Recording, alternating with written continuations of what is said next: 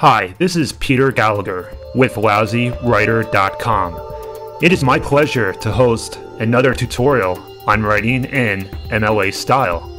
In this session, you will learn how to cite non-traditional sources in MLA style.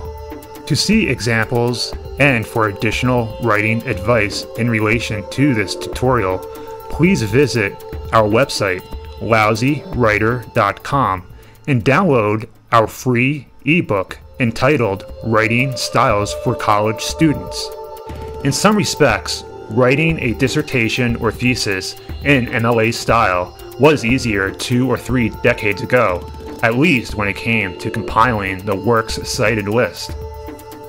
You might not have used a computer for writing or the internet for locating more sources, but at least you didn't have to cite many non-traditional sources in the works cited page. When citing non-traditional sources in MLA style, such as web pages or electronic media, you need to follow specific rules, just as you do with traditional print media, such as books and other journals. I have listed some of the more common instances below. When writing your MLA paper, if you encounter any situations not discussed in this tutorial, you always can turn to the MLA style manual, which covers every potential source, both traditional and non-traditional. Just be certain to use the most recent edition of the MLA style manual, as the guidelines have changed for a few types of sources, such as websites. First, we have broadcast. When citing a TV or radio broadcast, start with the title of the episode or segment in quotation marks, if one is available, followed by the title of the program in italics. Then list the network, the local broadcast affiliate, the date of broadcast, the type of broadcast, and any additional information that would be helpful to the reader, such as if you took the ideas or quotes from a transcript. You may list the name of an author, director, or performer at the beginning of the listing on the works cited page, if that person was primarily responsible for the content of the entire broadcast. If the primary source was interviewed on a program, then list those who conducted the interview, if available.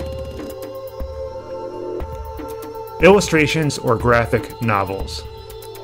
Unlike most printed books, using an illustration or graphic novel as a source for your paper may present some tough circumstances as far as compiling material for the works cited page.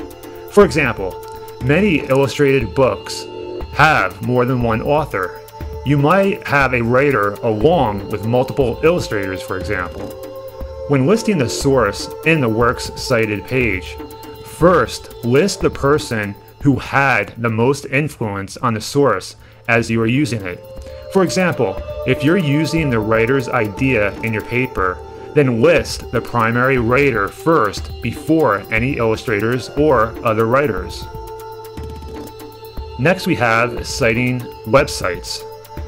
When citing websites, the most recent edition of the MLA style manual now allows writers to eliminate the URL or web address if the reader of the paper can easily find the website through the other information listed when citing the source.